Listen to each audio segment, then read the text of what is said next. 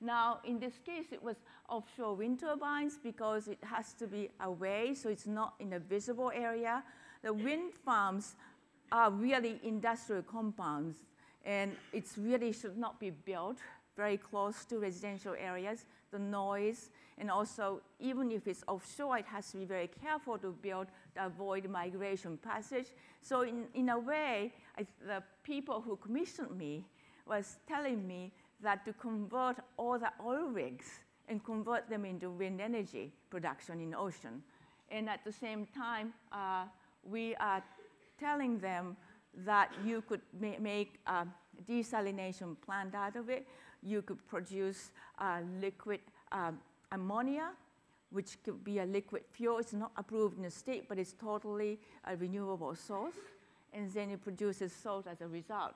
So there's a lot of work. Of course, one of the bottom line is it does create, it's a major investment, but expense is getting lower, and it creates 16,700 jobs for next 20 years. And that number is quite high for means about 20% of a job, which is very big. And one of the interesting fact is looking at demographies and young people moving out of state. And we went a lot of very thorough studies about this. And I will go quite quickly from tourism employment to material technology. We realized that the people who are building boats, like America's Cup boats, sailing boats, the same technology and same people, in fact, started to build wind turbines.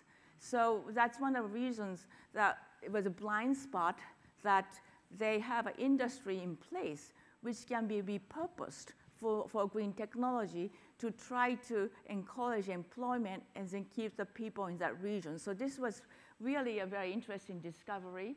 And then material technology is very high priority for research for local industries. And we are looking at agriculture. They have a biomass, but biomass in terms of trees, they have a lot of trees and forests. But again, it's fragile because of climate change is going to endanger the availability of trees. And in fact, the species, we realize, are migrating northwards, that you start seeing the trees you have never used to see. I don't know what they do. They may walk during the night to go up north, but definitely the species are migrating here. So quickly we did these programs of, and for this became a building projects in which in Rockland, Maine, I show you a little bit about how programming, site analysis, program distribution related to it, and floor plans, and the proposal for this lab and community center. And while we are doing it, we realize that body of water, ocean, and now I talked about fresh water and water crisis that we see today, and somehow they have two different people looking at it. Ocean people do not speak to freshwater people, although all the pollution to water is coming from land. And then issues of biodiversity and so forth. And also, if one can do a very smart way of combining offshore wind turbine with desalination. Desalination, in fact, takes a huge amount of energy. It's not really a very sustainable way to convert salt water into fresh water unless you are able to use some powerful device like offshore wind turbine. So again, they're not really speaking it because ocean people are just looking at what's under the sea, like cute turtles and dolphins and octopus and lobsters, but not what they can do with what's above the ocean. So we made, as a request with the same client, we made a water guide, and very simply to really identify a different body of water, and then they are drivers in terms of water use, population growth, resources, scarce resources, and also conflict areas. It's just not available, distribution issues. And we think of water as something like that, but in fact, these are a family of eight colors associated. And I didn't make them up. I mean, these are defined by certain groups. People made a definite green water, blue water, potable, gray, black, salt, brackish, virtual.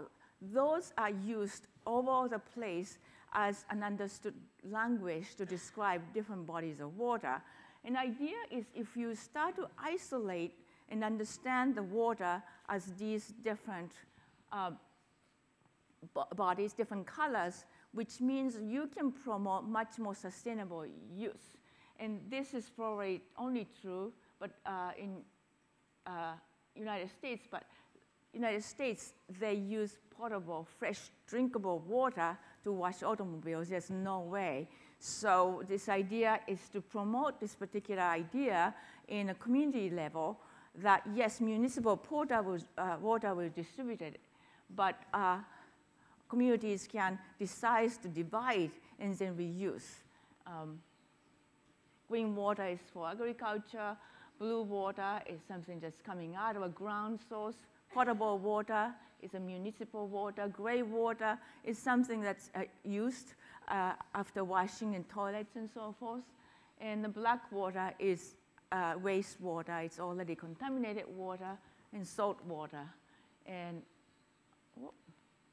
the virtual water is very interesting because water is a trade commodity, and sometimes it's used to exchange water against another goods, and it has a value to it. And it's called virtual water in particular sector. Just to illustrate it very clearly, so this is a cycle water, the natural cycle going back, and this was actually quite clear and cyclical before we went in and messed up with it. So it becomes this messy spaghetti loop, inedible spaghetti loop of misused water. And this is what we are facing with the program. And idea is to how to untangle this mess, how do you restore it back to cleaner, simpler, sustainable loop that we used to live with, and how can you decentralize and contain them in small sectors so at least you make it much more cleaner, smaller loops. So this is, again, posing a problem, identifying a problem right here. In terms of academia, I have organized at Harvard Design School this particular conference called Design and Global Challenges. It took place last autumn, and we were the sponsors. Design School was the sponsors, not the Kennedy School, which does sponsor those events, which is policy related. And we have collaborated with World Economic Forum, and I am a chair of their Global Agenda Council on Design. And what's significant about it is that in a global platform, design has always been considered to be rather more entertaining. We make pretty things, we sometimes it's cute, put smile on people's faces, which is fine, but somehow we were lacking relevance factor. How can they fight against bombing or terrorist people who have issues which needs to be addressed, saving lives and so forth? So somehow our stance are always being a little bit meek.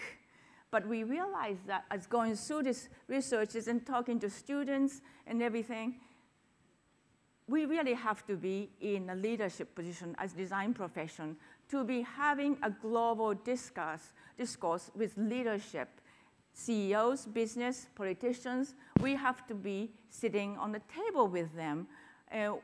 One of the things that we can contribute is that, again, in opposite to the problem, we don't have issues we are promoting, advocating. Precisely because of it, we could be an amazing facilitator. We can be connecting things. We can enlighten people. We can help them figure things out. And also, design is, our mission is really to promote quality of life, isn't it? I mean, we are not all rich, really. Maybe Philip Stark is rich, but not everybody is rich. But I think we believe in what we do because we want to promote the life of everybody and every citizens, and I think we believe good design promotes it. So this idea of a value change has been